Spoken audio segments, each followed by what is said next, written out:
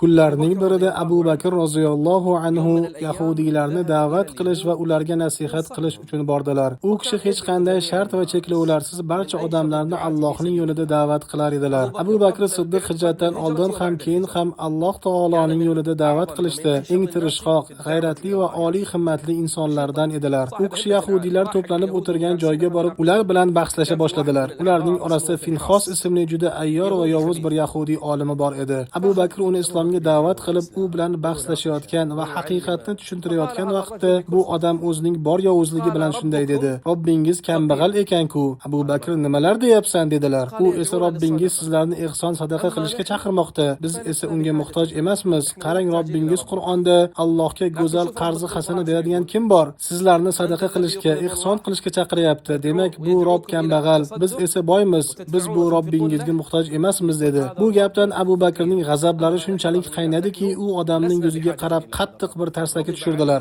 Zarbdan u yerga yiqildi, hatto uni Abu Bakr o'ldirib qo'yay dedilar. Odamlar ularni ajratib atrofini o'rab olishdi. Bu holatdan Finxosning g'azabi chiqib, darhol Rasululloh sollallohu alayhi va sallamning huzurlariga bordi va do'stingiz nima qilganini ko'ring. Biz bilan sizlarning o'rtangizda ahdnoma bor-ku, qanday qilib u meni uradi? Boz ustiga men oddiy odam emasman deb shikoyat qildi. Payg'ambarimiz sollallohu alayhi va sallam Abu Bakrni chaqirtirdilar va uni urdingizmi ey Abu Bakr deb so'radilar. Abu Bakr ha dedi. Rasululloh nima uchun bunday qildingiz ey Abu Bakr deb so'raganlarida Abu Bakr u shunday va shunday dedi. Robbimizni haqoratladi va unga ayb to'nkadi. Shuning uchun uni urdim deb javob berdilar. Haligi yahudi esa yo'q, Allohga qasamki men bunday deganim yo'q, u yolg'on gapiryapti dedi. Shu payt Alloh taolo o'z rasuliga quyidagi oyatni tushirdi. Albatta Alloh kambag'al, bizlar boymiz degan kimsalarning so'zini eshitdi. Ularning aytgan gaplarini va payg'ambarlarni nohaq o'ldirganlarni yozib qo'yurmiz va qiyomat kuni ularga kuydiruvchi do'zax azobini totib ko'ringiz deb ayturmiz.